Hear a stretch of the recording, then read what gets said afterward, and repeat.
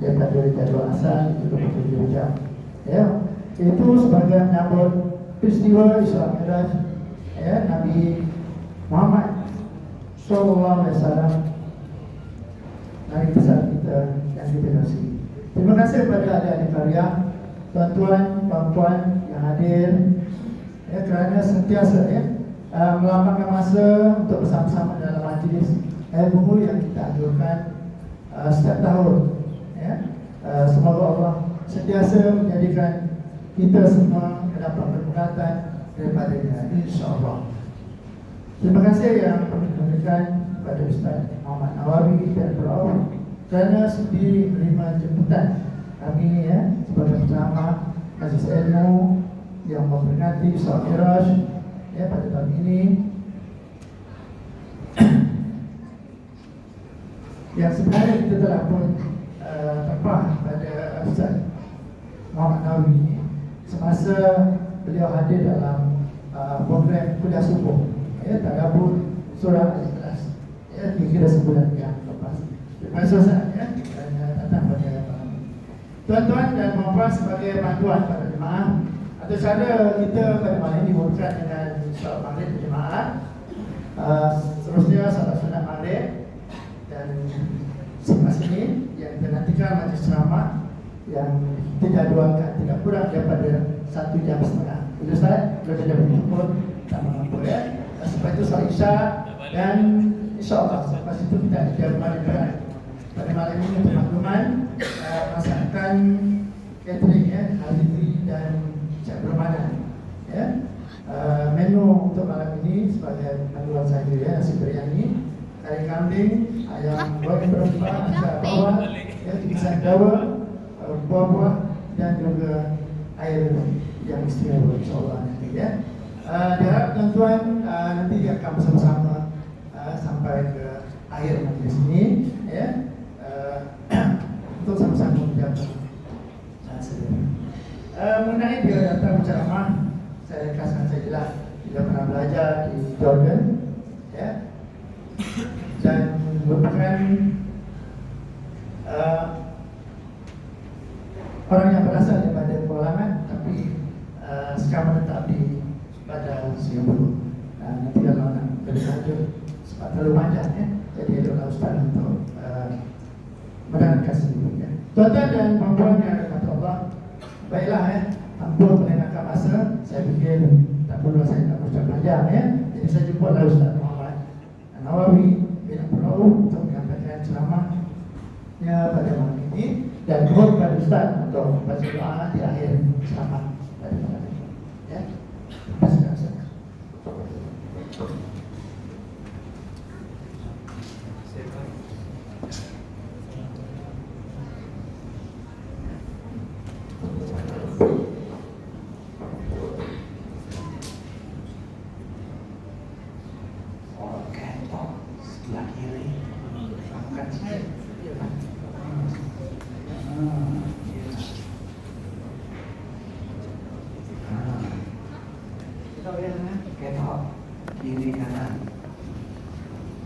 Assalamualaikum warahmatullahi wabarakatuh.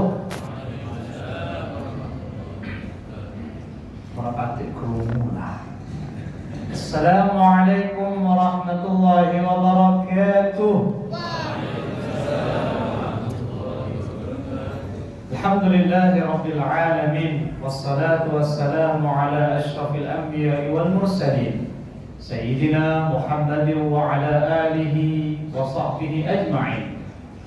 Rabbi shrah li sadri wa yassir li amri wahlul 'uqdatam min lisani yafqahu qawli. Allahumma rabbana zidna ilma warzuqna fahma.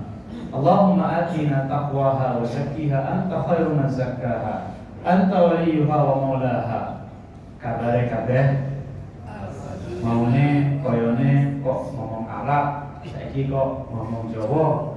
Memang asale wong Jawa arep gawe kepiye kan? Jawa ndi? Jawa Banting, Tanjung Darat, Kampung Tanjung Darat, Banting. Banting ndi? Banting Sabak, Banting Kelang. Asale kono. Biyen ngajine nang ndi? Ngajine nang Pondok Masjid Barok, Ma'atafi Hafiz Anur Al-Islami Tanjung Karang, Selangor. Koyono wis biasa nang sahabat berenang dia wis biasa biyen main-main makin lah kawasan ini kan. Baik, tuan-tuan yang dirahmati Allah sekalian, itulah dia saya. Nama diberi Muhammad Nawawi bin Abdul Rauf, berasal daripada kampung Kancung Darat Danting dan tinggal menetap di Sungai Buloh, Selangor dan bertugas di sekitar Lembah Kelang. Yang dimuliakan Tuan Pengurusi Majlis, Tuan Nazir, Tuan Imam dan juga barisan jawatan kuasa Masjid At-Taqwa Batu 38. Semalam ni saya teruja sebab lebih ramai daripada kuliah yang sebelum ni. Kan kalau di dewan biasanya akan tepuk tangan, tapi dalam ngaji kita jangan tepuk tangan. Okey, senyum je. Okey, dulu kawan-kawan yang sebelah senyum. Tanya-tanya kawan kat sebelah tu, "Kuwi kabare?" Kan, waras apa ora?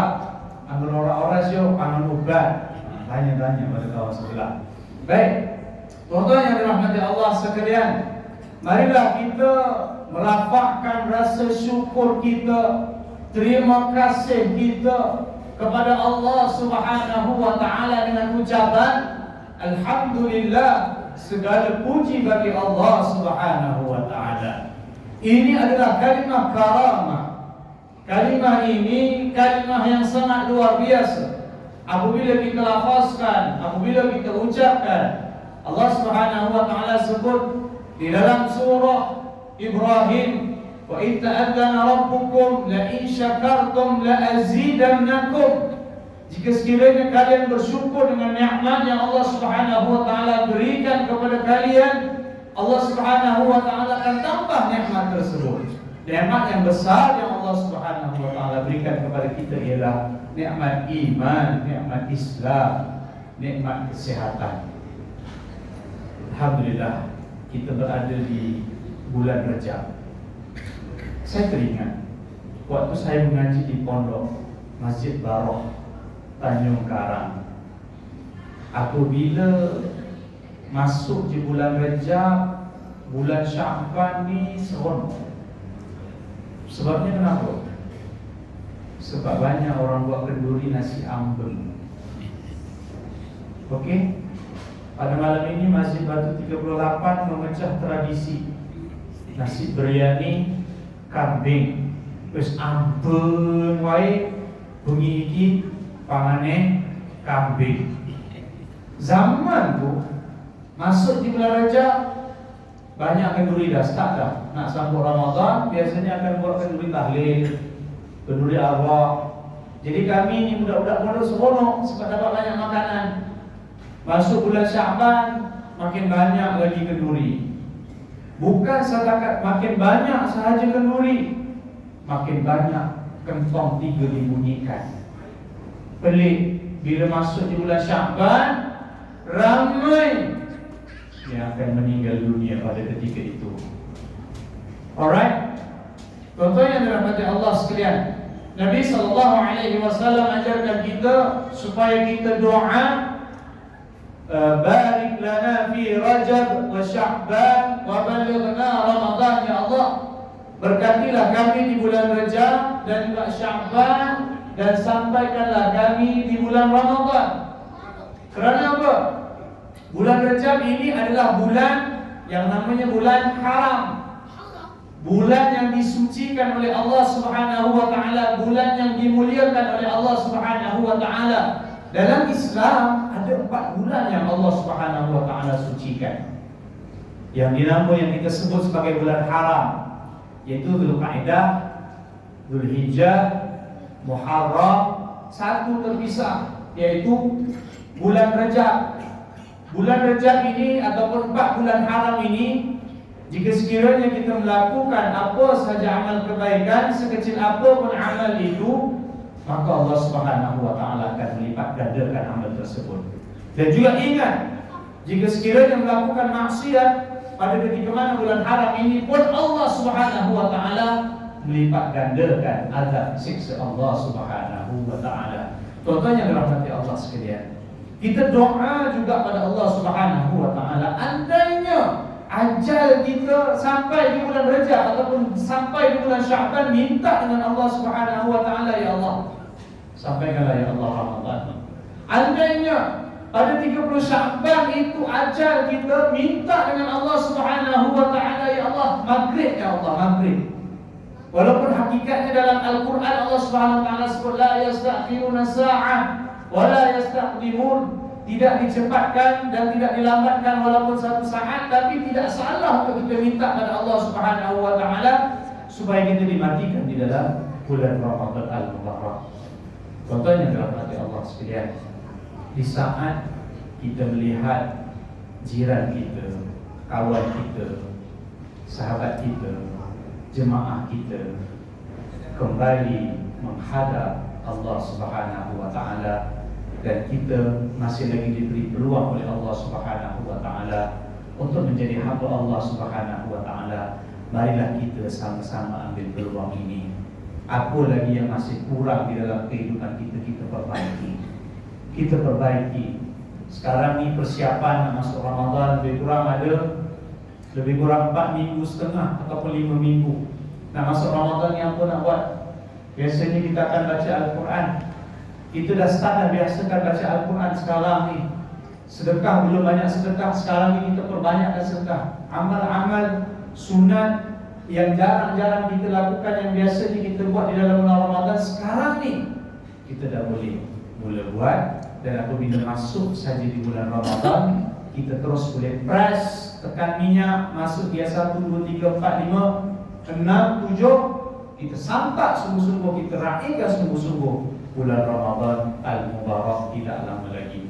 Tuan-tuan yang dirahmati Allah sekalian, tajuk kita pada malam ini ialah Isra dan juga Mi'raj, yang berlaku ketika mana baginda Nabi SAW sebelum berlakunya Isra dan juga Mi'raj. Tuan-tuan yang dirahmati Allah sekalian, ada satu tahun itu dinamakan sebagai Amul Huzun, tahun kesedihan, tahun yang sedihnya bertimpa-timpa. Kesedihan yang pertama yang dilalui oleh baginda Nabi SAW ialah Khadijah radhiyallahu anha meninggal dunia, diwafatkan oleh Allah Subhanahu wa taala. Dan juga kesedihan yang kedua yang dilalui oleh baginda Nabi SAW, Abu Talib meninggal dunia. Alright. Dan kesedihan yang bertimpa-timpa selepas itu, orang-orang Quraisy menekan baginda Nabi SAW, menghenyak baginda Nabi SAW, menekan baginda Nabi SAW. Tuan-tuan yang dirahmati Allah sekalian, kesusahan baginda Nabi SAW 1400 tahun yang lampau. Pada hari ini kita mengenal Allah Subhanahu wa taala. Baginda Nabi SAW, fasa mulanya kesusahan itu apabila start baginda Nabi SAW menyebarkan dakwah secara terang-terangan, sehingga kan mereka ini tidak boleh menafikan apa yang dikata, apa yang disampaikan oleh baginda Nabi SAW. Hati mereka ni dah menerik, dah ada dah. Benar ni apa yang Muhammad cakap ni. Tapi kerana ego, kerana sombong, tak nak terima, ingkar dengan apa yang disampaikan oleh baginda Nabi SAW. Kan gelaran baginda Nabi SAW Al-Amin, yang terpuji. Tetapi apabila baginda Nabi SAW menyampaikan dakwah secara terang-terangan, Abu Lahab mengatakan, apa celaka kau wahai Muhammad. Padahal Abu Lahab, Abu Jahal ini adalah orang yang paling sayang, paling respect sekali kepada baginda Nabi SAW. Dia Nabi ketika mana diperintahkan oleh Allah Subhanahu wa taala untuk menyampaikan dakwah secara terang-terangan, Nabi kumpulkan semua orang Quraisy. Quraisy berkumpullah. Nabi SAW tanya, apakah menurut kalian, apakah pandangan kalian jika sekiranya aku katakan di belakang bukit sana ada musuh yang akan menyerang kita? Apakah kalian akan percaya? Mereka mengatakan secara sepakat, ya, kami akan percaya sebab kau tidak pernah berdusta, wahai Muhammad. Nabi SAW kata kepada dia, sesungguhnya di tanganku ini ada peringatan dan juga amalan. Aku ini diutuskan oleh Allah Subhanahu wa taala untuk mentauhidkan Allah Subhanahu wa taala. Tinggalkanlah kesyirikan, sembah hanya Allah Subhanahu wa taala yang satu. Lalu Abu Jahal, Abu Lahab mengatakan, tabban lak, celaka kau wahai Muhammad. Maka turunlah firman Allah Subhanahu wa taala, tabbat yada abi lahabin wa tab. Sehingga kekal hari ini, surah ini akan kekal sehingga hari kiamat. Allah Subhanahu wa taala mencelakakan kembali Abu Lahab yang mengatakan, celaka kau wahai Muhammad. Dan jika sekiranya kalau dia dihujat, kalau dia dicerdik, jumpalah Nabi kan, boleh tak tobat kan, minta maaf kan. Ini sampai mati, sampai neraka Allah Subhanahu wa taala. Allah Subhanahu wa taala kasih siksa dia. Sombong, ego. Allah Subhanahu wa taala sebut, innal ladzina kafaru sawa'un 'alaihim a'anzartahum am lam tunzirhum la yu'minun. Sesungguhnya sama saja orang-orang kafir ni. Engkau ingatkan dia ataupun kau tak ingatkan dia, dia tak akan beriman. Sedangkan kebenaran itu sudah jelas pada mereka. Contohnya dalam hati Allah sekalian, dia dah tak boleh nak nafikan dah. Bukan sahaja dia tak faham Al-Quran, tak tahu Al-Quran. Anggar aku ki logik lah, wong Jawa orang pakai faham Al-Quran logik lah. Pasal aku ki wong Jawa. Dia orang ni memang orang Arab. Al-Quran itu diturunkan dalam bahasa Arab. Mereka dah faham, mereka dah tahu, dan mereka tidak boleh menafikan kebenaran Al-Quran. Sebab tu Allah SWT cakap, sama aja Muhammad, dia tidak akan beriman. Allah SWT dah tutup pintu hati mereka. Kerana apa Allah SWT? Khatamallahu ala qulubihim. Kenapa Allah SWT menutup pintu hati mereka dan juga pendengaran mereka, penglihatan mereka? Sebab mereka ingkar dengan firman Allah Subhanahu wa taala. Contohnya dalam hati Allah sekalian, di saat selepas Khadijah yang banyak sapa baginda Nabi sallallahu alaihi wasallam meninggal dunia, Nabi sallallahu alaihi wasallam sedih. Kemudian Abu Talib yang memberikan perlindungan kepada baginda Nabi sallallahu alaihi wasallam meninggal dunia. Dan yang paling sedih sekali, apabila Abu Talib nak meninggal dunia, Nabi Muhammad sallallahu alaihi wasallam datang, pamanku ngomonglah apa, la ilaha illallah, wahai cakaplah la ilaha illallah, ucapkanlah la ilaha illallah, agar aku boleh jadikan hujjah di hadapan Allah Subhanahu wa taala. Engkau mentauhidkan Allah Subhanahu wa taala. Sebelahnya denganku Abu Jahal, Abu Lahab.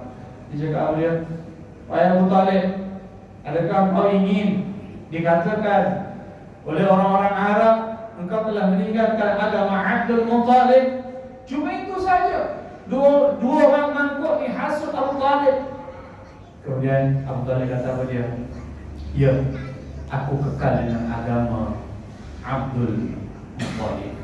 Sedangkan kalau dia hanya mengucapkan la ilaha illallah, apalah susah sangat.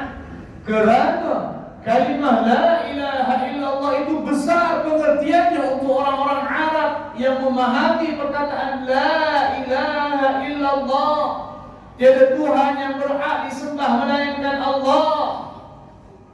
Man qala la ilaha illallah dakhala al-jannah. Siapa yang mengucapkan la ilaha illallah akan dimasukkan ke dalam syurga Allah Subhanahu wa taala.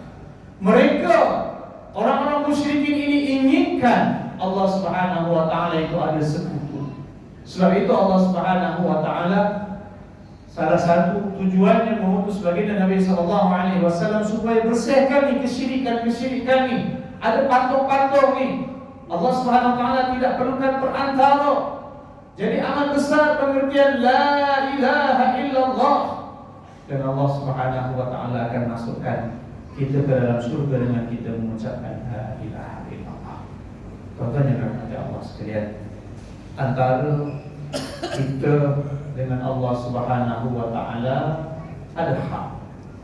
Hak hamba dengan Allah ialah kita mentauhidkan Allah Subhanahu wa taala.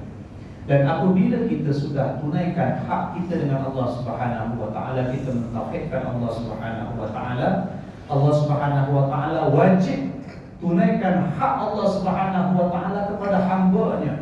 Yaitu apa dia? Allah Subhanahu wa taala tidak boleh menyeksa hamba-hamba Allah Subhanahu wa taala yang mengucapkan la ilaha illallah. Maka Abu Talib tidak mengucapkan la ilaha illallah.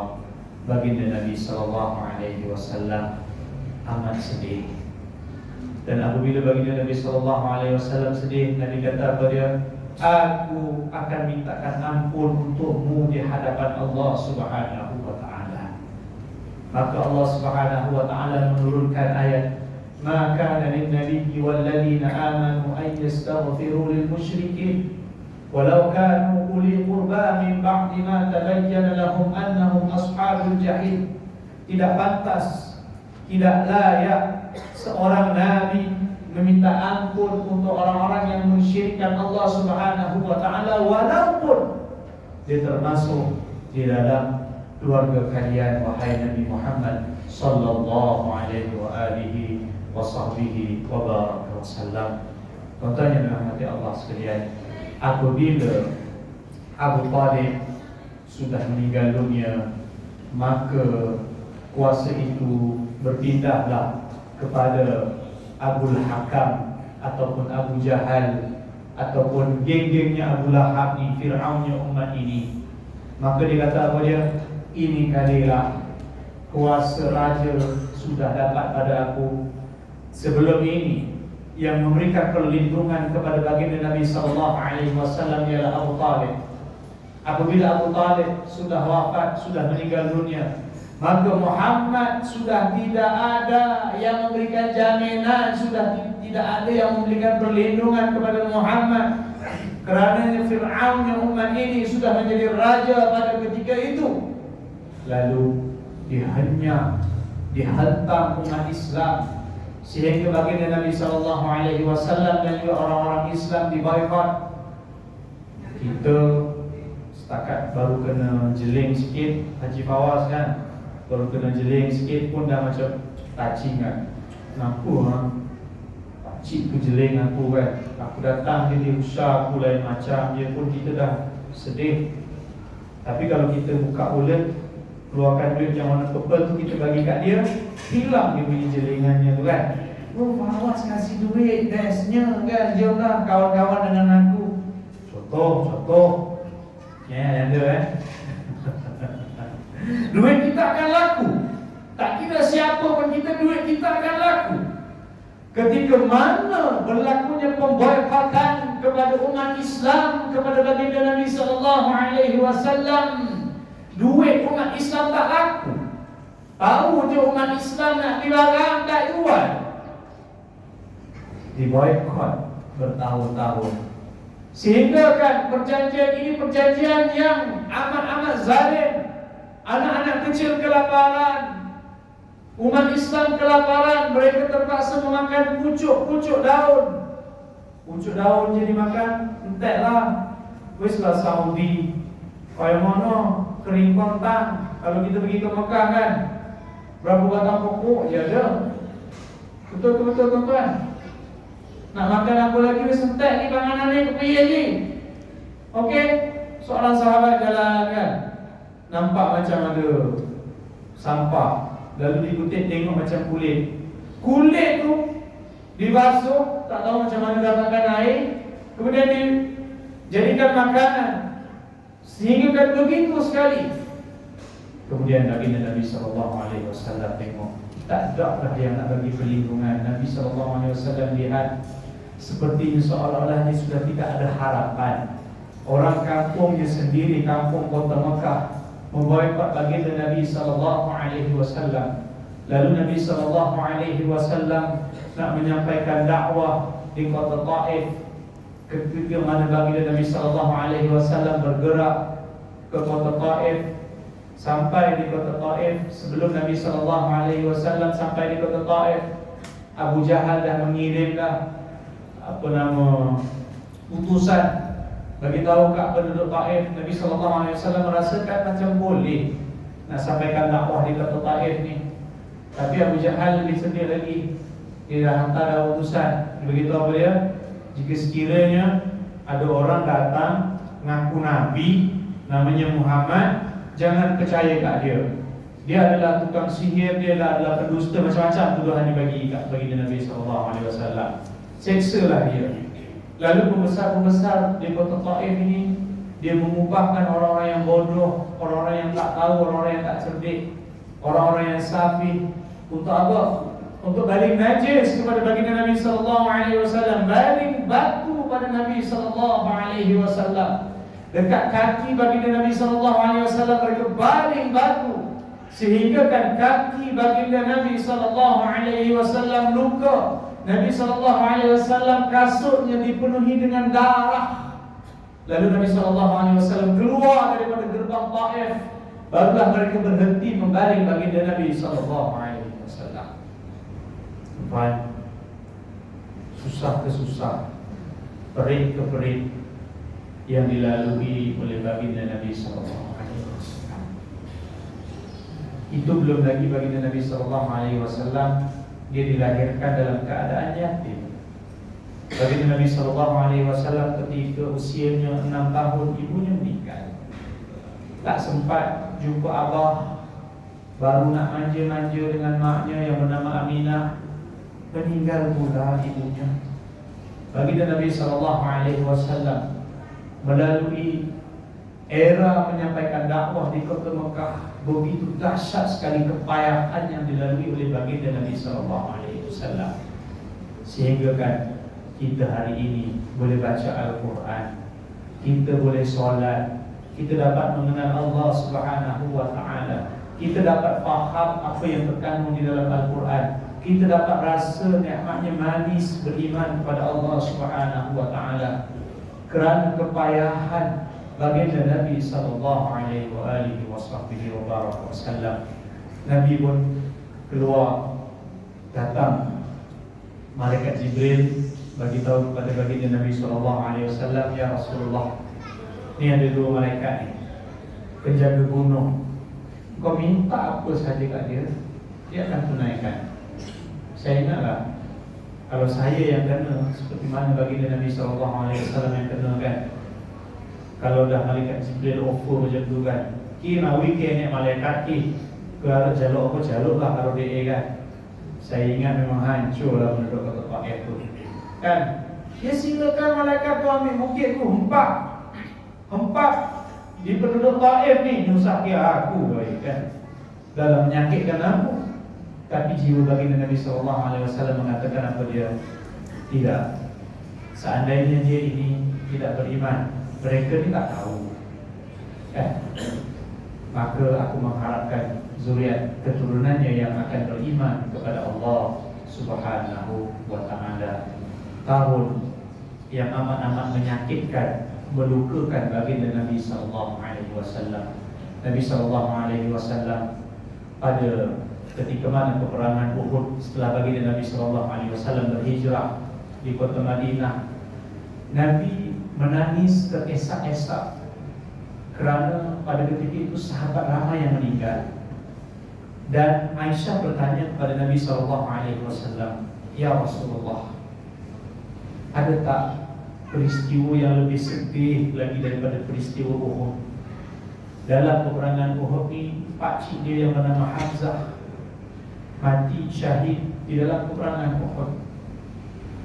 Pamannya, adik-beradik ayah baginda Nabi sallallahu alaihi wasallam mati ketika mana peperangan Uhud. Nabi sallallahu alaihi wasallam sedih menangis, sehingga sahabat pun tak pernah tengok Nabi sallallahu alaihi wasallam sedih ketika mana selepas peperangan Uhud.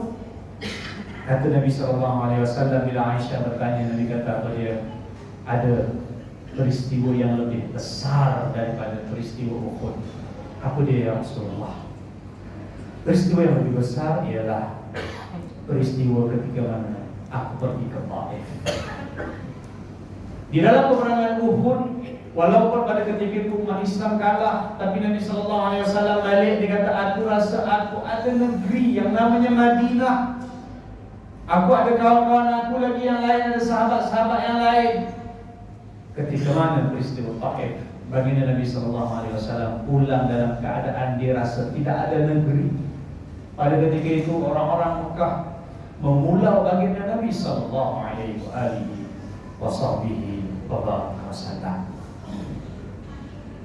Teruk-teruk yang dilalui oleh baginda Nabi SAW. Jawapannya amat dahsyat yang dilalui oleh baginda Nabi SAW. Contoh yang dirahmati Allah sekalian, maka berlakulah peristiwa Isra dan Mi'raj pada malam yang ke-27 dalam bulan Rajab tahun kenabian yang ke-10. Dan pendapat ini dipilih oleh Syekh Al-Mansur Furi, iaitu pengarang kitab Rahil bin Maktum. Dan juga kita, mazhab kita di Malaysia memegang dengan pendapat ini, yaitu berlakunya Isra dan juga Mi'raj pada 27 Rajab tahun ke-10 baginda Nabi SAW diutus menjadi Rasul. Apa yang berlaku kepada baginda Nabi SAW? A'udzu billahi minasyaitonir rajim. Subhanalladzi asra bi'abdihi laylan minal masjidil haram ilal masjidil aqsa alladzi barakna hawlahu linuriyahu min ayatina innahu huwas sami'ul basir.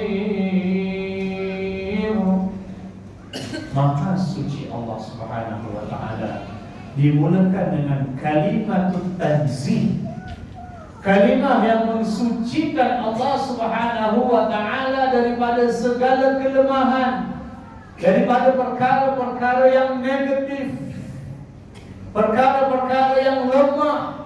Maha suci Allah Subhanahu wa ta'ala yang menjalankan hamba-Nya, yaitu Nabi Muhammad sallallahu alaihi wasallam, pada waktu malam daripada Masjidil Haram ke Masjidil Aqsa yang Allah Subhanahu wa ta'ala berkahi kelilingnya, ialah tujuannya untuk memperlihatkan ayat-ayat Allah Subhanahu wa ta'ala.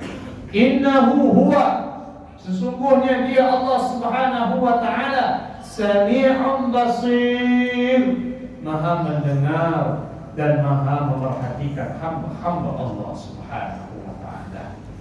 Isra dan Mi'raj, sebelum berlakunya Isra dan Mi'raj, malaikat Jibril datang kepada baginda Nabi SAW. Dibelah dada baginda Nabi SAW, diambil air Zam-Zam, lalu dicucilah kotoran-kotoran yang ada di dalam jantung hati baginda Nabi SAW. Lalu dibawanya buraq. Buraq ini ialah binatang yang saiznya kecil sikit pada bagal, besar sikit pada himar. Tuan-tuan tahu bagal apa dia? Sing binatang sing jenengan ni bagal ki apa? Okey. Himar tahu himar, Haji Fawaz. Sing jenengan ni donkey, wong Jawa Banting Selo. Jenengan ni himar. Okey. Himar macam kuda kecil, telinga dia agak tinggi sikit.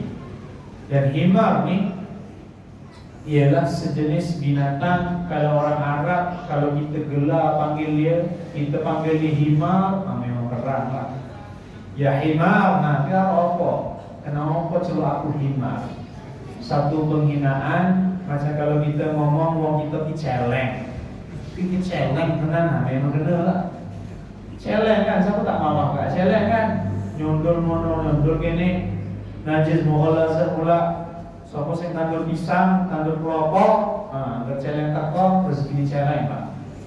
Oke, himar, letak apapun barang ke atas belakang dia, selagi mana dia tak jatuh, maka dia akan jalan. Itulah himar.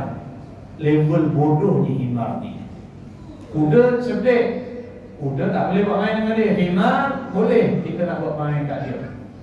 Okey. Bawal ni ialah sejenis kacukan. Kacukan apa dia? Antara himar dan juga kuda. Bapaknya himar, maknya kuda.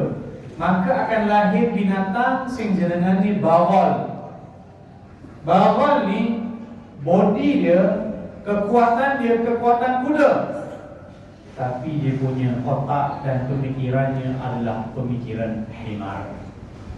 Maka boleh dimanfaatkan lagi oleh orang-orang Arab dengan meletakkan lagi beban lebih banyak. Maka boleh dijadikan bawa barang lebih banyak lagi. Itulah bawal. Dia punya kekuatan dia memang kuda. Rupa dia memang badan dia sama macam kuda, tapi mukanya muka himar. Itulah bawal. Saiznya pun saiz kuda. Buruk ini kecil sikit pada bawal, besar sikit pada himar. Dan ada kepak yang namanya buruk. Okey. Pada ketika zaman belum ada kenderaan, menggunakan kuda yang paling pantas sekali bergerak daripada Mekah ke Masjidil Aqsa. Kuda yang paling laju ialah perjalanannya 1 bulan pergi, dan kalau nak patah balik pun 1 bulan. Maknanya perjalanan itu mengambil masa selama 2 bulan. Itu perjalanan sahaja, tak campur lagi stay. Kalau nak Masjidil Aqsa tu berapa lama tu ikutlah. Itu kuda yang laju. Kalau naik unta lebih lambat lagi.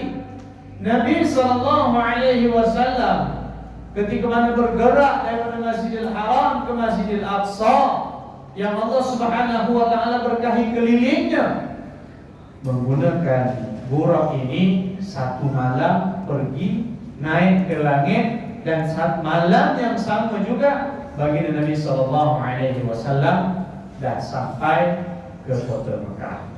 Dan ketika mana baginda Nabi SAW sampai di Masjidil Aqsa, baginda Nabi SAW tampakkan apa namanya itu, burak itu. Kemudian baginda Nabi SAW salat mengimamkan para nabi. Bilangannya ada 120,000. Caranya bagaimana wallahu a'lam. Tapi baginda Nabi SAW salat, baginda Nabi SAW mengimamkan para nabi. Kemudian baginda Nabi SAW dinaikkan. Ketika mana berada di langit yang pertama, diketuklah pintu langit yang pertama.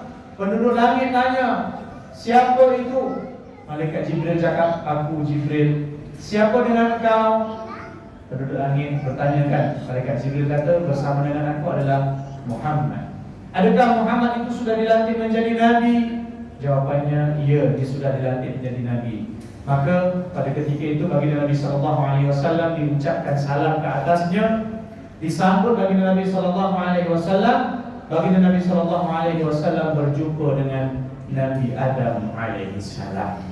Lalu mereka bersembang-sembanglah dengan bapa segala manusia, yaitu Nabi Adam alaihissalam. Begitu naik langit kedua, baginda Nabi SAW berjumpa dengan Nabi Yahya dan juga Nabi Isa di langit yang kedua, pun sama buat benda yang sama juga. Kemudian di langit yang ketiga, baginda Nabi SAW berjumpa dengan Nabi Yusuf. Lagi dalam pada azan. Panggilan. Terus ke azan dulu. Terus ya. Okey. Kemudian berjumpa dengan Nabi Yusuf alaihissalam, pun sama juga. Naik langit yang keempat, baginda Nabi SAW berjumpa dengan Nabi Idris. Naik langit yang kelima, baginda Nabi SAW berjumpa dengan Nabi Harun. Naik langit yang keenam, baginda Nabi SAW berjumpa dengan Nabi Musa. Dan Nabi Musa menangis. Nabi sallallahu alaihi wasallam tanya, "Kenapa wahai Musa? Kenapa kau nangis?" "Karena aku dapati ada nabi, ada rasul selepas aku yang umatnya lebih ramai, dan umatnya juga lebih ramai masuk ke dalam surga Allah Subhanahu wa taala." Kemudian baginda Nabi sallallahu alaihi wasallam naik langit ke-7, berjumpa dengan Nabi Ibrahim alaihi salam. Kemudian baginda Nabi sallallahu alaihi wasallam pergi ke Baitul Ma'mur. Langit ke-7 itu ada Baitul Ma'mur, yang mana Baitul Ma'mur ini adalah menjadi kiblatnya para malaikat dan juga kedudukannya berseberangan dengan Ka'bah yang ada di kota Mekah. Kemudian baginda Nabi sallallahu alaihi wasallam masuk ke Sidratul Muntaha. Dan baginda Nabi sallallahu alaihi wasallam terima wahyu, yaitu wahyu yang baginda Nabi sallallahu alaihi wasallam terima ialah solat sebanyak, siapa boleh jawab bagi Nabi ya? Doa dia.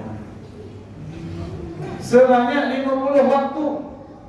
Okey, turun jumpa dengan Nabi Ibrahim. Nabi Ibrahim tak cakap apa? Nabi Ibrahim seorang yang patuh kepada Allah Subhanahu wa taala. Jumpa dengan Nabi Musa. Nabi Musa tanya, "Apa yang kau dapatkan?" Paling laku ni sembang dengan Nabi Musa alaihissalam. "Aku dapatkan perintah sebanyak 50 waktu." Minta kurang lah. Umatku yang lebih kuat daripada umat kau, wahai Muhammad. Kau tak mampu kurang daripada 50, kau tak mampu minta kurang. Jibril pun, Nabi SAW belum Jibril. Iya, dalam janjuran bahasa saya buat adalah. Tapi syaratnya tu lah, ikut pergi lagi. Ada muka ke ayo, Jibril. Ada muka ke ayo. Naik, jumpa dengan Allah Subhanahu wa taala, minta kurang tu berulang. Sehingga tinggal 5 saja. Nabi Musa suruh minta kurang lagi. Nabi SAW kata kepada dia, "Aku cukup malu dengan Tuhanku." Kemudian Nabi SAW dengar suara daripada langit, daripada Sidratul Muntaha, 5 waktu sama dengan 50 waktu ganjaran menunaikan solat. Kemudian baginda Nabi SAW turun, bawa buah tangan, yang mana buah tangan inilah yang membaiki sistem keyakinan kita kepada Allah Subhanahu wa taala. Tuan-tuan lihat perjalanan baginda Nabi sallallahu alaihi wasallam nak ambil solat, yang kita tunaikan solat ini bukan Jibril turun, "Ya Rasulullah, solat macam ni. Nabi SAW naik ke langit untuk ambil solat, ke Sidratul Muntaha, terima wahyu daripada Allah Subhanahu wa taala, dengan Nabi SAW dijemput untuk menerima buah tangan yang namanya solat. Satu sistem yang membaiki keimanan, ketakwaan kita kepada Allah Subhanahu wa taala. Tuan-tuan yang dirahmati Allah sekalian, Nabi SAW sampai di kota Mekah setelah Isra dan Mi'raj, sebelum subuh baginda Nabi SAW dah sampai. Tiba waktu duha, baginda Nabi SAW duduk di depan Kaabah. Pada ketika itu Nabi SAW kaya bingung. Dia memikirkan yang berlaku pada malam tadi Isra dan Mi'raj, berlaku pada malam tadi. Nabi macam mikir, apa benar apa orang ya? Apa betul yang berlaku pada malam tadi? Datangnya Fir'aun umat ini yang namanya Abu Jahal. Apabila dia tengok baginda Nabi SAW macam terfikir sesuatu. Tuan-tuan tahu kenapa Nabi SAW suruh kita panggil dia Abu Jahal? Dia ada ceritanya, tuan-tuan yang kita Allah sekalian. Ketika mana baginda Nabi SAW menyampaikan dakwah, menyampaikan Al-Quran, mengajar Al-Quran, Abu Jahal ni dengan Abu Sufyan, pada ketika itu Abu Sufyan belum masuk Islam lagi. Abu Sufyan akan masuk Islam ketika mana Fathu Makkah, selepas pembukaan kota Mekah. Ini rumah tempat Nabi SAW menyampaikan dakwah. Abu Jahal kat sini, Abu Sufyan kat sini, dan seorang lagi saya tak ingat nama dia. So dekat 3 penjuru ni, dia orang ni akan mendengarkan baginda Nabi SAW cerita tentang Al-Quran sehingga subuh. Lepas subuh balik, bila mereka balik, mereka bertemu di jalan yang sama. Abu Sufyan jumpa dengan Abu Jahal kan, Abul Hakam, kenapa di sini nih? Tanya kan, kenapa ngomong kita gini nih? Gawe apa lagi? Dengarkan Muhammad. Diam-diam dia jadi kan, bagi syarat. Kau jangan ngomong kalau ngomong yang benar-benar baik ya. Diam-diam ya. Ini kalau penduduk Mekah nih tahu kita dengarkan Muhammad yang akan beriman semuanya nih. Oke, besok jangan datang lagi ya. Setuju? Setuju. Malam yang kedua, waktu lepas subuh, kok petuk mana? Balik daripada dengarkan Nabi Sallallahu Alaihi Wasallam, jumpa lagi. Janji ya, besok jangan datang lagi. Oke, janji, setuju. Malam yang ketiga, jumpa lagi. Kok tolong kali petuk anti kepiye lagi? 3 kali sampai jumpa dengarkan Muhammad daripada malam sehingga subuh. Lebih baik tidur kan lagi bagus. Tapi kenapa nak dengarkan Muhammad juga? Ini satu benda yang sangat aneh, yang sangat luar biasa nih. Bila dah 3 malam, sahabatnya Abu Sufyan ini bertanya, wahai Abu Sufyan, dia kata apa? Kita ni bukan budak-budak, kan? Kita ni bukan budak-budak, kita ni udah bocah, kan? Kita sehingga 3 malam kita berjanji kata tanah dengarkan apa yang Muhammad sampaikan. Kita ni sampai nak tahu sangat apa yang disampaikan oleh Muhammad, sampai kita dengar curi-curi. Menurut kau, apakah benar yang disampaikan oleh Muhammad tu? Abu Sufyan kata apa dia? Menurut saya apa yang disampaikan Muhammad itu benar. Ada benda yang tinggi yang saya tak tahu, tapi yang penting saya yakin ini adalah sebuah kebenaran. Apa yang disampaikan Muhammad itu benda yang benar. Okey, jom kita tanya rajanya kita kan. Ini raja pun berdengar curi-curi juga. Boleh raja ni nanti cari rajanya. Jumpa kan? Assalamualaikum ya Abul Hakam. Ya. Kenapa kita ni dengarkan Muhammad kan sampai 3 malam berturut-turut ni? Kita ni bukan budak-budak tau. Engkau pula raja macam itulah dialog dia kan. Apa pendapat kau yang disampaikan oleh Muhammad? Tahu tak Abu Jahal dia cakap apa dia? Dia bersumpah dengan nama Allah. Dia kata apa dia? Demi Allah, apa yang disampaikan Muhammad itu adalah sebuah kebenaran. Abu Sufyan tanya, lalu kenapa kau tak nak beriman? Kau kan rajanya kami. Abu Sufyan tanya kan, tak boleh. Kenapa? Why? Limaza? Kenapa? Apa? Dulu dia cakap apa dia?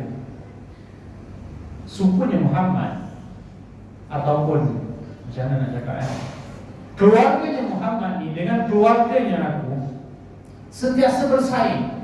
Apa yang dilakukan oleh keluarganya Muhammad sehari untuk dia, maka sehari untuk keluarganya aku. Katakanlah keluarganya Muhammad sehari bagi minum jemaah haji, hari ini keluarga dia, besok keluarga aku pula yang akan bagi minum jemaah haji. Terus bersaing dia tu.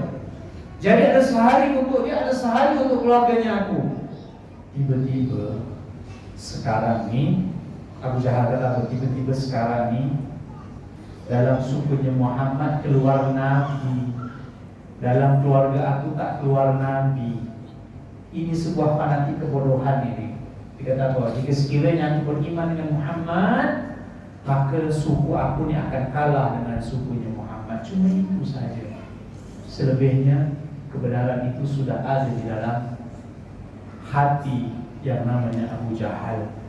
Tuan-tuan yang dirahmati Allah sekalian, itulah sebab Nabi SAW suruh kita panggil dia Abu Jahal, walaupun orang-orang Mekah panggil dia Abul Hakam. Dan bila dia tengok selepas Isra Mi'raj, dia tengok Nabi Muhammad SAW seperti dia termenung, terfikir apa yang berlaku pada malam tadi. Adakah ianya benar? Of course ianya benar. Lalu Abu Jahal tanya, ya Muhammad, kau nak ngomong ni kau yang bengong kan? Macam bingung, apa yang kau fikirkan? Nabi Muhammad terus ceritakan Isra Mi'raj. Dia kata apa dia? Malam tadi aku didatangi oleh Jibril bersama dengan kuda, ada sayap.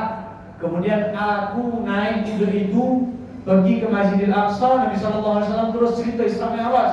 Kemudian naik langit, kemudian patah balik. Sebelum subuh aku dah sampai dekat Mekah ni. Abu Jahal ni dia macam ni. Sebentar Muhammad, jika sekiranya aku kumpulkan penduduk Mekah, nak tak kau ceritakan Isra Mi'raj ni? Nabi kata, ya, saya nak ceritakan Isra Mi'raj. dalam hati Abu Jahal tujuannya dia kata begitu ialah dia nak mempermalukan baginda Nabi sallallahu alaihi wasallam. Lalu dia pergilah di satu bukit yang nama bukit itu Jabal Abi Qubais. Jabal Abi Qubais ni dia punya kedudukan di antara Safa dan juga Marwah, tak jauh daripada situ. Dan Jabal Abi Qubais ni tidak boleh orang suka-suka nak naik. Jika sekiranya naik tanpa sebab, maka dia boleh dipenggal dia punya hukumannya. Itu nama tempat Jabal Abi Qubais. Maksudnya apa? Mereka muliakan tempat tu. Ketika mana baginda Nabi sallallahu alaihi wasallam naik di bukit Jabal Abi Qubais, orang jadi pelik ni. Orang kafir Quraisy lihat ini berkumpul kerana ada rajanya di atas itu.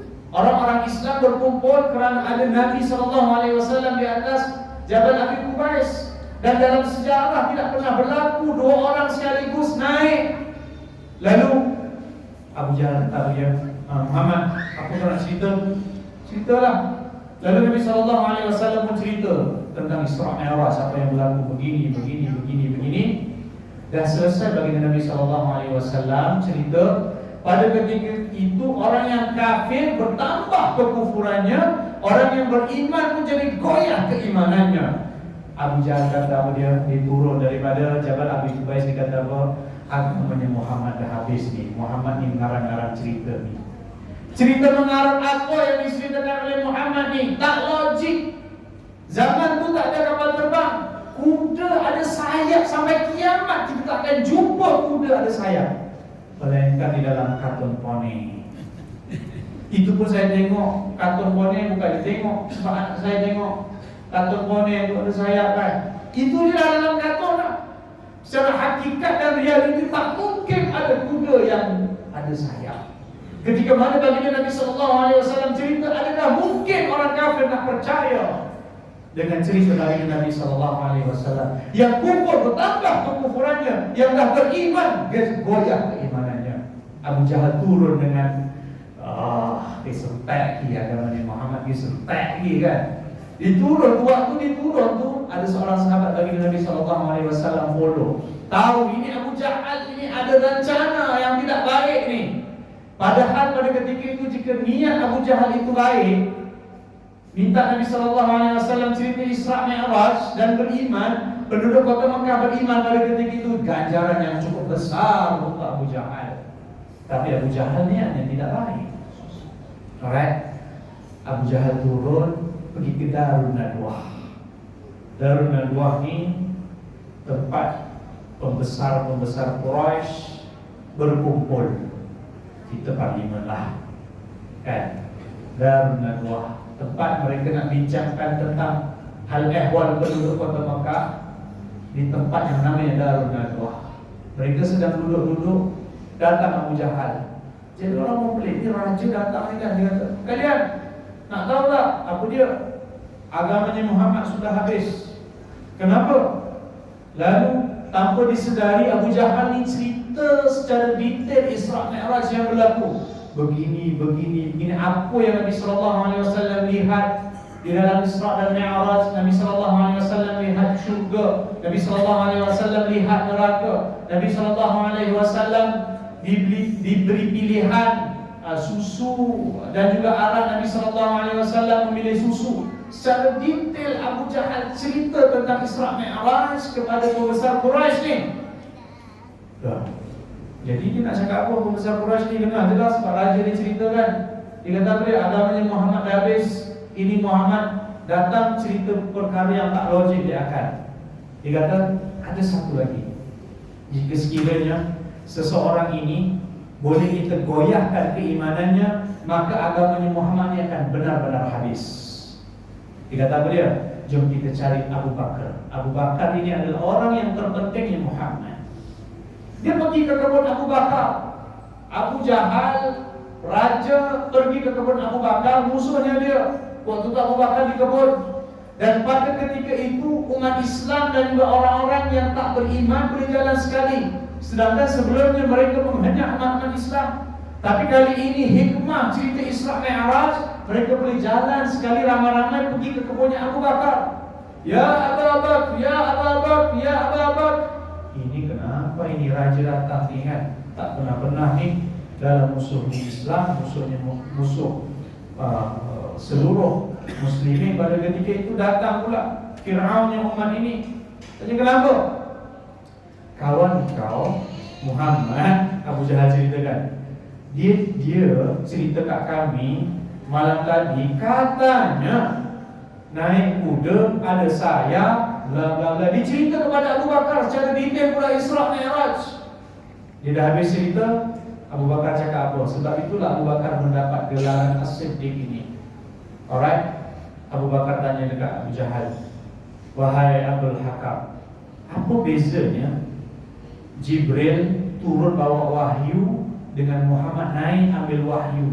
Tidak ada bezanya. Aku tetap percaya apa yang disampaikan oleh Muhammad. Lagi satu ni, Abu Bakar ni kata ada ni poin yang penting yang membuatkan Abu Jahal tak boleh nak cakap apa dah ni. Jika sekiranya di depan mata saya ini ada tembok berwarna putih, jelas warna putih. Tapi jika sekiranya Muhammad kata tak, Abu Bakar, ini tembok ini warna hitam, tahu tak Abu Bakar cakap apa? Saya akan tipukan mata saya walaupun dia jelas warna putih. Saya akan kata benar tembok ini warna hitam. Anak ngomong apa? Okey, Abu Bakar tanya, Nabi SAW kat mana? Dia tahu ni Abu Jahal datang ni memang sengaja nak buat kekacauan ni. Ada di Jabal Abi Qubais. Nabi SAW sedang masih lagi cerita Isra Mi'raj. Abu Bakar datang menuju ke Jabal Abi Qubais. Assalamualaikum ya Rasulullah. Abu Bakar sengaja memberikan salam dengan begitu kuat. Lalu ketika mana orang sedang berhimpun melihat Abu Bakar, Nabi SAW lihat Abu Bakar, Nabi SAW tersenyum. Ini hikmah Abu Bakar yang Allah SWT berikan kepadanya. Lalu orang pun membuka lorong bagi laluan kepada Abu Bakar untuk datang berjumpa dengan Nabi SAW. Itu Abu Jahal datang ke kebun saya. Katanya, ni Abu Bakar pula cerita, Abu Bakar tak dengar lagi ni daripada Nabi SAW. Anda malam tadi begini. Adakah benar ya Rasulullah? Nabi SAW cakap, ya benar. Lalu Abu Bakar berjerit dengan suara yang keras, Anda pasti benar. Anda pasti benar ya Rasulullah. Dan pada ketika itu orang-orang kafir dah mula macam, iya tak iya juga ya apa yang disampaikan oleh Muhammad. Tadi orang-orang yang beriman tadi yang imannya dah goyah apabila Abu Bakar mengatakan Anda pasti benar, imannya bertambah kerana Abu Bakar mengatakan Anda pasti benar.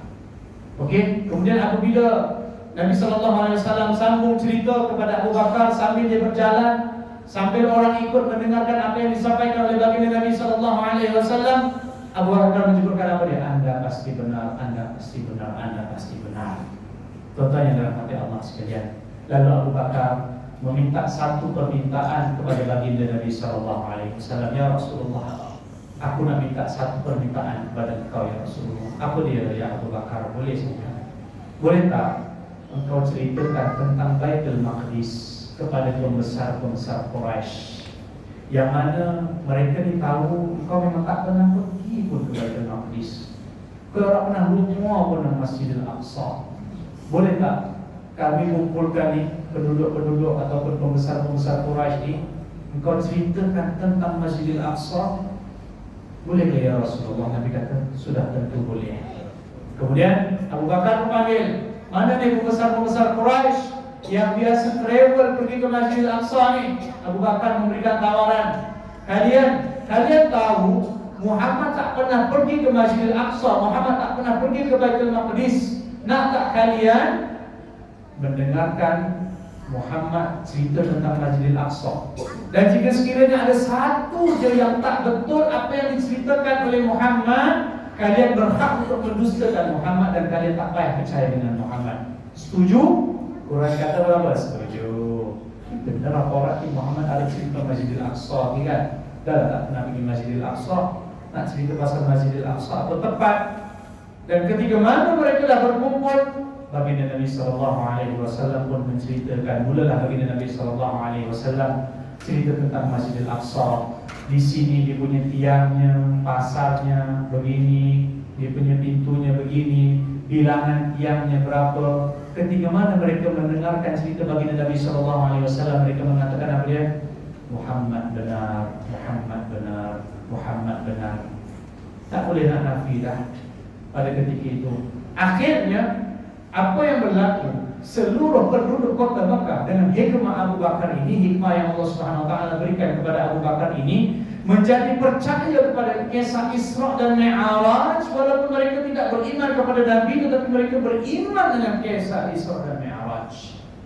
Dan Nabi SAW kata dia, tinggal ada satu lagi, yang mana jika sekiranya kalian masih lagi tak percaya, ada lagi satu perkara yang membuatkan kalian akan percaya. Nabi SAW mengatakan seperti itu. Lalu penduduk-penduduk Makkah bertanya, apa dia itu? Waktu aku di dalam perjalanan Isra dan Mi'raj, ada satu kafilah. Kafilah ini dia rombongan, lebih kurang 7 ekor unta, bawa barang dagangan, dia travel lah. Yang mana kafilah itu, ketika mana di dalam aku Isra dan Mi'raj, aku lihat kafilah ini, ketika mana dia istirahat, unta dia sempat hilang. Dan yang naik di unta itu adalah si fulan bin si fulan. Dan unta yang paling depan berwarna putih, di lehernya ada tali berwarna merah. Dan ketika mana diorang istirahat ni, unta diorang sempat tersesat, maka aku nampak kan guna drone kan. Macam kalau sekarang ni kita boleh bayangkan drone kan nampak daripada atas kan, kat bawah dah nampak. Okey, aku mengatakan, wahai Quraisy, unta kalian ada di lembah sekian-sekian, ambillah unta kalian di sana. Okey, 2 hari lagi kafilah ini akan sampai. Lalu diorang mendengarkan suara Nabi, lalu diorang pergi ke lembah tersebut, ambil unta ada kat situ. Okey, jadi tibalah hari yang dinantikan. Pada ketika itu seluruh penduduk kota Makkah berkumpul. Adakah benar yang disampaikan oleh Muhammad ini? Ternyata benar. Selepas 2 hari rombongan ini sampai, dan penduduk Quraisy, penduduk Makkah bertanya, Tuan daripada mana? Kami daripada Baitul Maqdis. Adakah ketika mana di dalam perjalanan sempat untanya hilang? Dia mengatakan dia. Lalu di mana didapatkan unta tersebut? Dia pun bagi tahu, ada suara bagi tahu kat lembah sekian kami ambil unta tu, kami dapat balik unta kami. Dan kafilah ini menjadi pelik. Dia kata, siapa yang sampaikan gosip ni kat kota Mekah? Siapa yang membawa mendaki nyampe ke nak kota Mekah? Zaman tu tak ada YouTube, zaman tu tak ada lagi Facebook, tak ada lagi Instagram, tak ada lagi grup WhatsApp mengatakan unta hilang ke boleh nanti orang ini. Dia jadi pelik. Ini berita daripada mana ni? Kami ni tak sampai lagi kat kota, salah seorang daripada kami tak ada seorang pun yang sampai ke kota Mekah. Macam mana kalian boleh dapat berita ini? Mereka mengatakan, kami dapatkan daripada Muhammad. Dan akhirnya seluruh penduduk kota Mekah percaya dengan kisah Isra dan Mi'raj. Tuan-tuan yang dirahmati Allah sekalian, kalau saya kata Maghrib tadi saya solat di Masjidil Haram dan Isyak saya kat sini, adakah kalian akan percaya? Tak mungkin. Macam mana yang kita naik kapal terbang ke airport pun dah berapa jam, kan? Naik kapal terbang lagi buang-buang pun 8 jam baru sampai. Tuan-tuan, itu sekarang yang dah ada kapal terbang. Ini bayangkan dulu macam mana.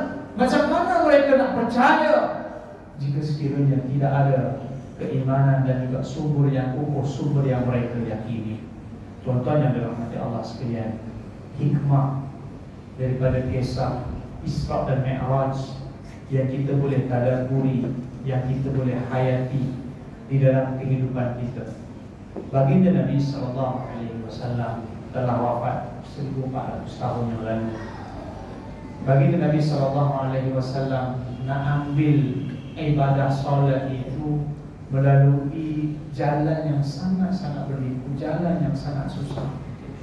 Jika sekiranya kita rasa kita susah, sebenarnya kita belum cukup susah, kerana kita dah ada panduan untuk keluar daripada kesusahan.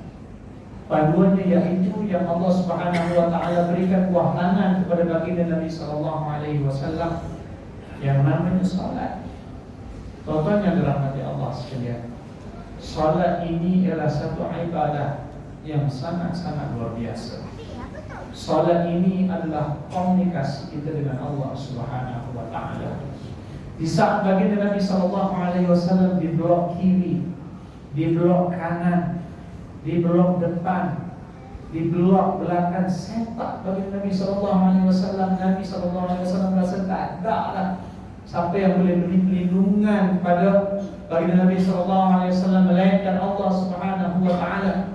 Ketika mana selepas wafatnya Abu Talib, Nabi sallallahu alaihi wasallam jalan nak balik rumah, orang balik tanah kat Nabi sallallahu alaihi wasallam. Nabi sallallahu alaihi wasallam masuk rumah, anak Nabi sallallahu alaihi wasallam sedih melihat apa yang orang-orang Quraisy buat kat Nabi sallallahu alaihi wasallam. Nabi sallallahu alaihi wasallam kata kepada Quraisy ni dah sangat-sangat melampaui batas. Ketika mana anaknya membersihkan tanah-tanah yang ada di kepala baginda Nabi sallallahu alaihi wasallam, Nabi sallallahu alaihi wasallam dengan penuh yakin mengatakan apa dia? Tuhanmu akan melindungi bapamu. Tuan-tuan yang dirahmati Allah sekalian, kenapa solat itu adalah satu ibadah yang sangat spesial untuk kita? Tuan-tuan yang dirahmati Allah sekalian, solat satu ibadah, salah satunya yang memperbaiki keyakinan kita kepada Allah Subhanahu wa taala. Bayangkan jika sekiranya keyakinan kita menurun, kita cerita Islam Mi'raj, kita tak percaya dan kita tak yakin, tak logik di akal. Tapi apabila kita menceritakan kisah Isra dan Mi'raj, kita boleh percaya dan kita boleh yakin kerana kita ada iman kepada Allah Subhanahu wa taala. Salat ialah alat komunikasi dengan Allah Subhanahu wa taala tanpa perantara. Tak kira di mana kita, siapa kita, siapa mak bapak kita, apabila kita angkat takbir Allahu Akbar, terus kita boleh connect dengan Allah Subhanahu wa taala. Ketika mana kita ucapkan Alhamdulillahi Rabbil Alamin, segala puji bagi Allah Subhanahu wa taala, Tuhan sekalian alam. Lalu Allah Subhanahu wa taala menjawab ucapan kita, hamba-Ku sedang memuji Aku. Jangan ayanda, saya kalau WhatsApp ayanda pun tiba-tiba ayanda lain internet terputus, tak sampai WhatsApp tu ayanda. Nanti bila ada internet balik baru dapat saya berkomunikasi dengan ayahanda Haji Abdul Hakim. Ayahanda Haji Abdul Hakim ni saya anggap macam ayah saya lah. Aku seorang anak bapak aku tinggal. Okey, saya tak tahu kenapa dengan Tuan Haji Abdul Hakim ni saya jadi akrab betul lah. Yang Arif ayahanda Tuan Haji Abdul Hakim. Alright. Selepas ada internet, baru boleh connect dengan Tuan Haji Abdul Hakim. Dengan Allah Subhanahu wa taala. Tak perlu kita nak risau ada pencawang ke tak ada pencawang ni. Macam mana kita nak ada hubungan dengan Allah Subhanahu wa taala? Dengan kita angkat takbir Allahu Akbar, Alhamdulillahi Rabbil Alamin, Ar-Rahmanir Rahim, yang Maha Pemurah Allah Subhanahu wa taala, yang Maha mengasihani Allah Subhanahu wa taala. Kasih sayang Allah Subhanahu wa taala untuk orang-orang beriman ini makin lama makin meningkat, makin lama makin meningkat. Contohnya nanti Allah sekalian, amat penting untuk kita hayati bacaan dalam salat kita. Amat penting untuk kita faham bacaan dalam salat kita. Jika sekiranya kita tak faham bacaan dalam solat kita, kita tak tahu kelebihan apa yang kita baca dalam solat itu, apa kelebihannya, solat itu susah untuk berkesan di dalam hati kita. Solat itu sepertinya tidak ada makna untuk kita. Apabila kita yakin, kita faham, ia janji Allah Subhanahu wa taala benar. Ya ayyuhan nas, wahai sekalian manusia, inna wa'dallahi haqq, sesungguhnya janji Allah itu benar. Ketika mana kita mengucapkan Ar-Rahmanir Rahim, Allah Subhanahu wa taala menjawab, hamba Aku sedang memuliakan Aku. Maliki yaumiddin, menguasai hari pembalasan. Contohnya dalam Allah sekalian, kalau kita baca hanya sekadar yang menguasai hari pembalasan, koyone orang ini opo-opo, gayanya macam tidak memberikan apa-apa kesan. Kita baca di dalam kitab tafsir bagaimana Allah Subhanahu wa taala menyiksa orang-orang kafir, bagaimana Allah Subhanahu wa taala memberikan nikmat syurga pada orang-orang beriman. Tuan, kita jangan ada cita-cita nak masuk ke dalam neraka Allah Subhanahu wa taala. Jangan. Dalam neraka kan Allah Subhanahu wa taala sebut azab yang amat pedih. Contohnya dalam Allah sekalian, antaranya di dalam surah Al-Ghashiyah Allah Subhanahu wa taala sebut. Dulu saya ingat dulu waktu kecil-kecil dulu lah kan, tak tahu lagi syurga neraka. Aku masuk neraka dulu pun tak apalah. Waktu baru masuk syurga kan, kononnya dululah tak akin balik lagi.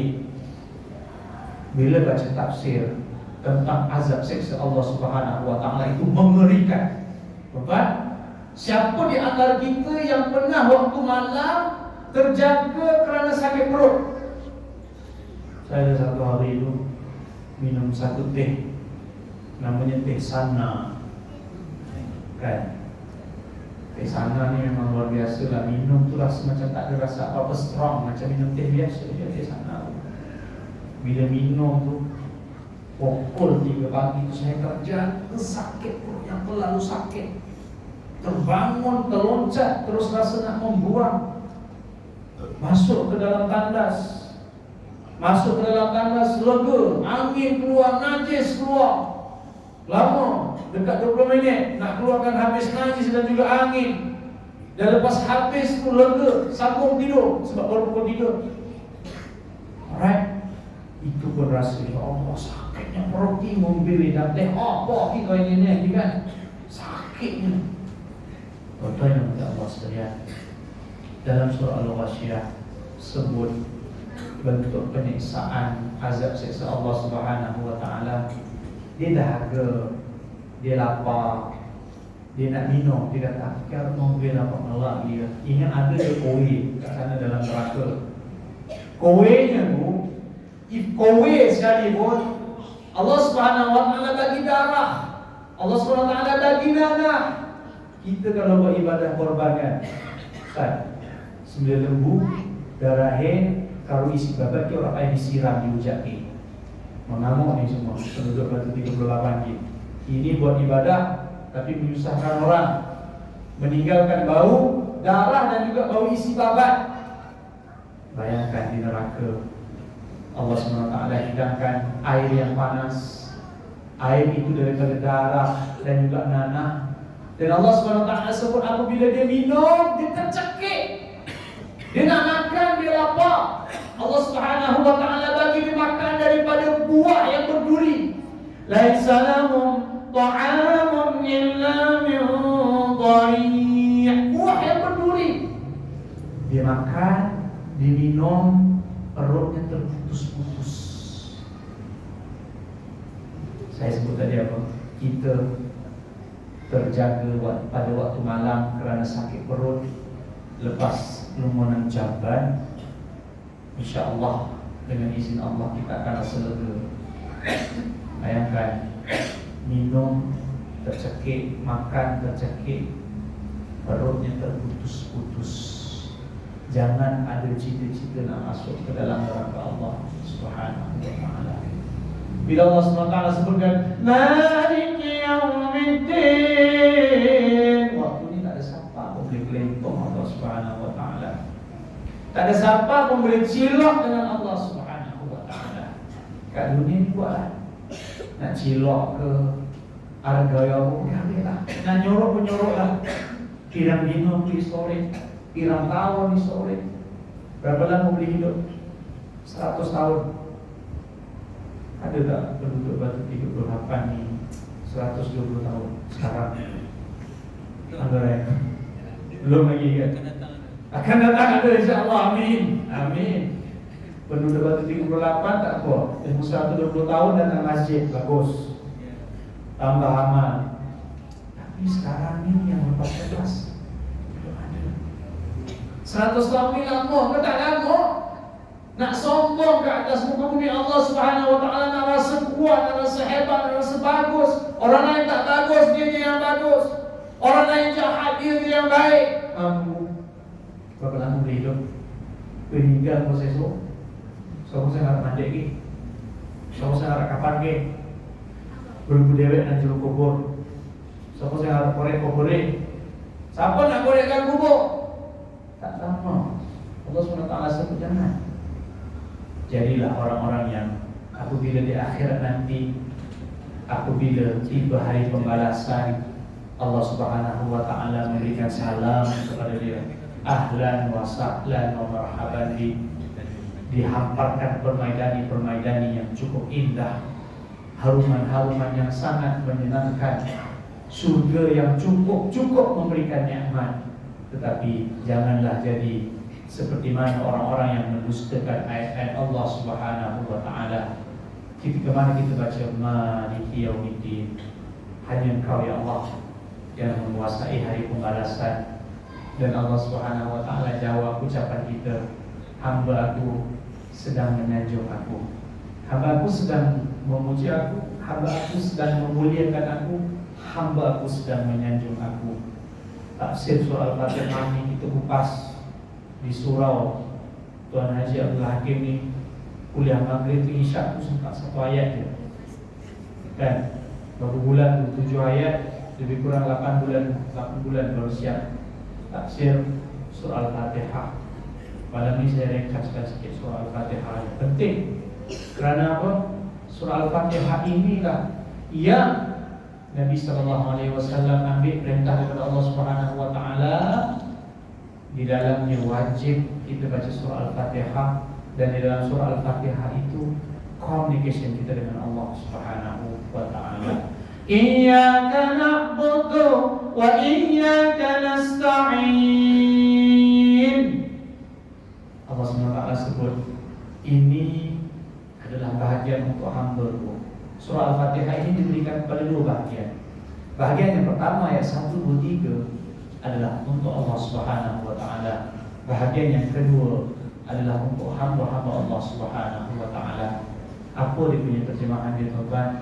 Kita hayati sama-sama, tuan-tuan dan puan-puan. Hanya kepada Engkau ya Allah kami mengabdikan diri. Apakah dia makna kami mengabdikan diri? Kami patuh ya Allah kepada Engkau ya Allah. Apa yang Kau suruh ya Allah, kami taat ya Allah. Kami tak buat naya pada jiran kami ya Allah. Kami tak buat naya pada orang-orang di sekeliling kami ya Allah. Kami tak ambil hak orang sekeliling kami ya Allah. Kami patuh kepada Engkau ya Allah. Kau tak bagi buat tu, kami tak buat ya Allah. Kau tak bagi kami makan benda yang haram, kami tak makan ya Allah. Kau tak bagi kami minum benda yang haram, kami tak minum ya Allah. Ini adalah satu bentuk pengabdian kita, pengakuan kita kepada Allah Subhanahu Wa Taala. Hanya kepada Engkau ya Allah kami mengabdikan diri. Ni yang penting, wa iyyaka nasta'in. Dan hanya kepada Engkau ya Allah kami meminta pertolongan. Apabila kita ucapkan hanya kepada Engkau ya Allah kami meminta pertolongan, dengan sekali penghayatan kita kepada Allah Subhanahu Wa Taala, pertolongan Allah itu amat cepat sampai. Tuan-tuan, satu hari ketika saya pergi ke pejabat di Putrajaya, okey, saya parking kereta, saya naik atas, ada seorang pegawai ni ditanya kat saya, "Ustaz, nak minum kopi?" Boleh.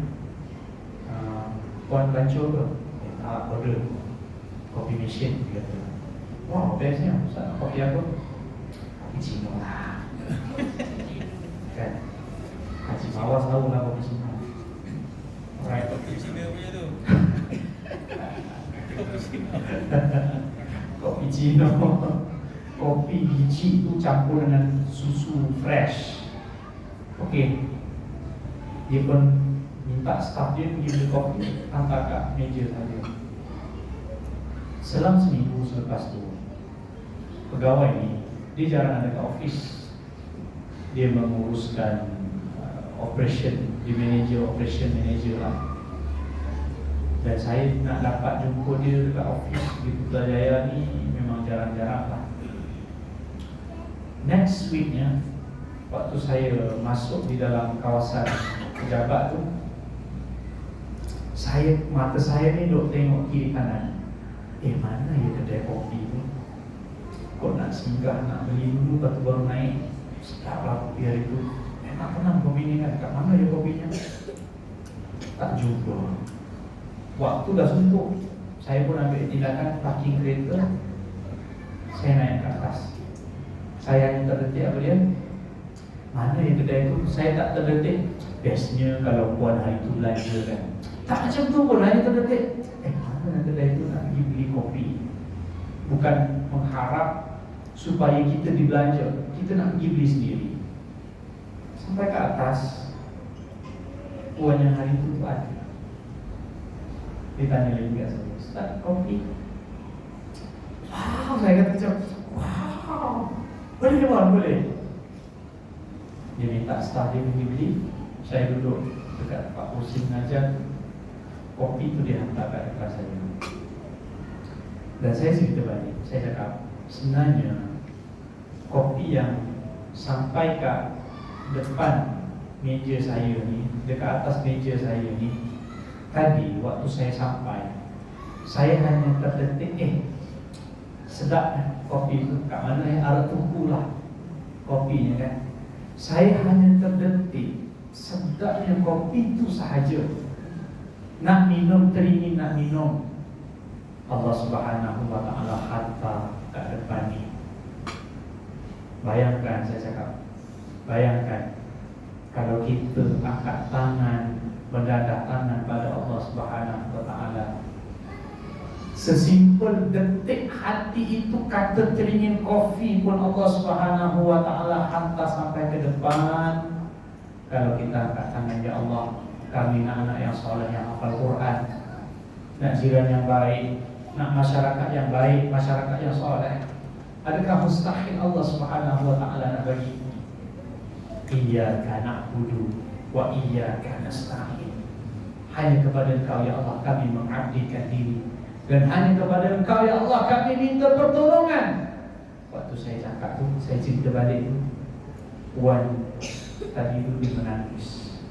Dia kata, saya terdetik Allah Subhanahu wa ta'ala gerakkan hati puan, ambil order kat saya dah order dekat staf puan, dan kopi itu sampai di atas meja saya. Wow, hebatnya berdoa kepada Allah Subhanahu wa ta'ala. Ihdinas siratal mustaqim. Ya Allah ya Rahman ya Rahim, tunjukkanlah kami ya Allah jalan yang lurus. Ini ada cerita menarik tentang hidayah. Siapa kenal Hamka? Semua kenal Hamka. Siapa yang tak kenal Hamka? Hamka, nama dia Abdul. Siapa nama Hamka?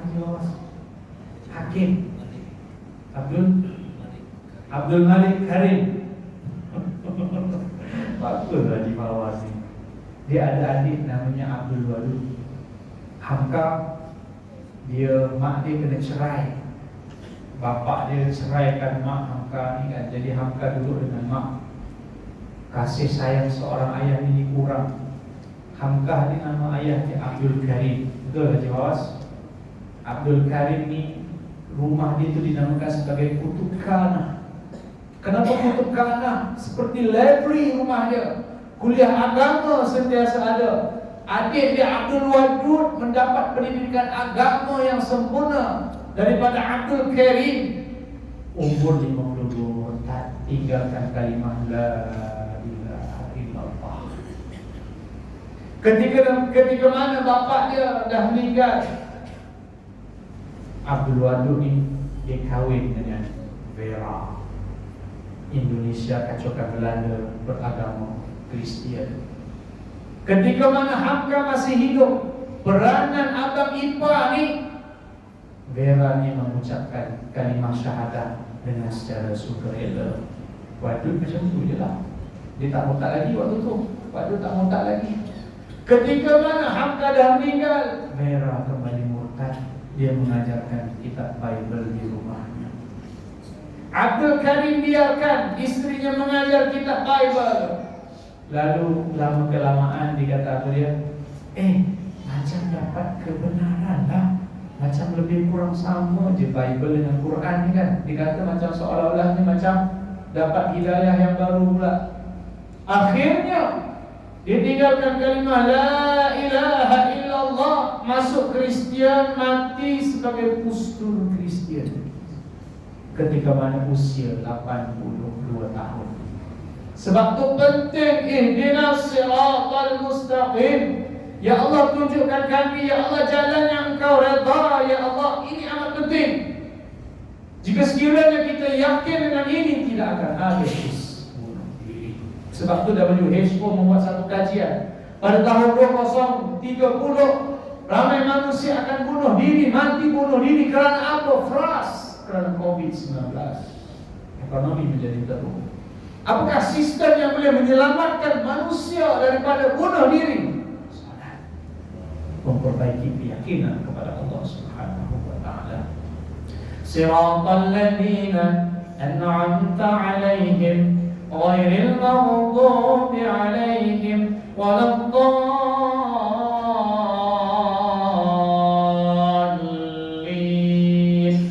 Yaitu jalan yang Engkau telah beri nikmat ya Allah. Siapa dia? Para rasul, para nabi, para salihin, para syuhada. Mereka yang Allah Subhanahu wa taala sudah memberikan nikmat iman. Berikan kepada kami ya Allah seperti mereka ya Allah, Engkau berikan nikmat. Dan Kau jauhilah kami ya Allah daripada golongan maghdub. Maghdubnya apa dia? Golongan yang Allah Subhanahu wa taala murka. Siapa dia yang Allah Subhanahu wa taala murka? Yang Allah Subhanahu wa taala marah? Orang Yahudi. Kenapa Allah Subhanahu wa taala marah orang Yahudi? Kerana dia banyak membuat kerosakan di atas muka bumi Allah Subhanahu wa taala. Waladdallin, dan juga orang-orang yang sesat ya Allah. Siapa dia itu orang-orang yang sesat? Itu orang-orang Kristian. Tuan-tuan yang dirahmati Allah sekalian, bermula pada malam ini, selepas kita mendengarkan Isra dan Mi'raj, kita bertambah yakin kepada Al-Quran, kepada janji-janji Allah Subhanahu wa taala yang ada di dalam Al-Quran. Apabila kita baca apa yang ada di dalam Al-Quran, kita terus percaya dan kita yakin dan kita amal. Tidak ada syak wasangka lagi apa yang terkandung di dalam Al-Quran. Solat kita perbaiki solat kita. Selepas ini insya-Allah kalau ada kuliah cerita tentang solat, ada kitab yang membincangkan tentang solat, iaitu Munyatul Musalli. Tuan-tuan datang belajar apa yang ada di dalam solat ini. Sebab ibadah solat itu terlalu spesial untuk kita umat Islam yang dirahmati Allah sekalian. Tuan-tuan yang dirahmati Allah sekalian, minta maaf kalau ikutkan hati saya nak ceramah sampai pukul 12. Tapi esok pukul 5.30 saya nak kena keluar rumah. Jadi dari sini nak sampai ke Sungai Buloh pun 2 jam. Takut saya tak sempat tidur lagi malam ni. Okey, seperti mana kebiasaan tadi, kita tutup dengan doa insya-Allah. Al-Fatihah. A'udzubillahi minasyaitonir rajim. Bismillahirrahmanirrahim. Alhamdulillahirabbil alamin. Arrahmanir rahim. Iyyaka na'budu wa iyyaka nasta'in. Ihdinas siratal mustaqim. Siratal ladzina an'amta 'alaihim ghairil maghdubi 'alaihim waladdallin. Amin. A'udzu billahi minasyaitonir rajim. Bismillahirrahmanirrahim. Alhamdulillahirabbil alamin. Wassalatu wassalamu ala asyrafil anbiya'i wal mursalin wa ala alihi wa sahbihi ajma'in.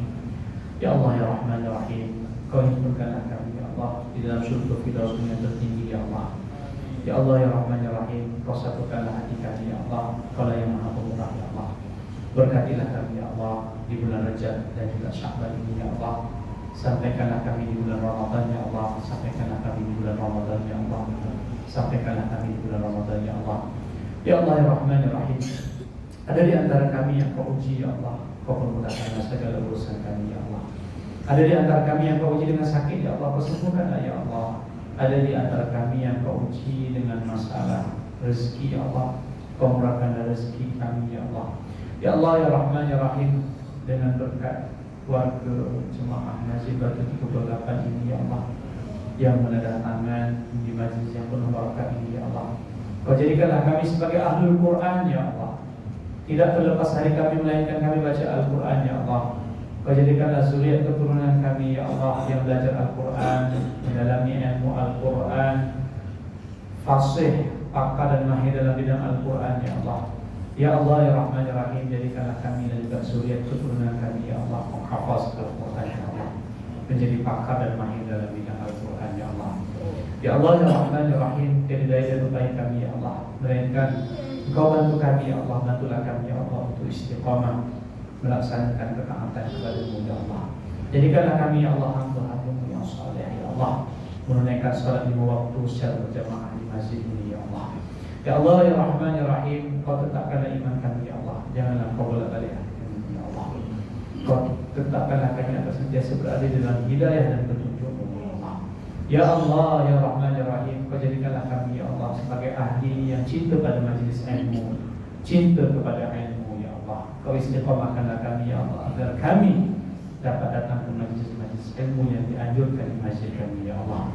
Allahumma atina taqwaha wa zakkiha anta khairu man zakkaha anta waliyuha wa maulaha. Ya Allah ya Rahman ya Rahim, rezekikanlah kami ya Allah untuk salat khusyuk ya Allah. Rezekikanlah kami ya Allah untuk salat khusyuk ya Allah. Rezekikanlah kami ya Allah untuk salat khusyuk ya Allah. Engkau berikanlah kekuatan kami ya Allah untuk melaksanakan salat tahajud ya Allah. Berikanlah kekuatan kepada kami ya Allah. Allahumma rabbana atina fid dunya hasanah wa fil akhirati hasanah wa qina adzabannar. Sallallahu ala sayyidina Muhammad wa ala alihi wa sahbihi wa sallam. Alhamdulillahi rabbil alamin. Wallahu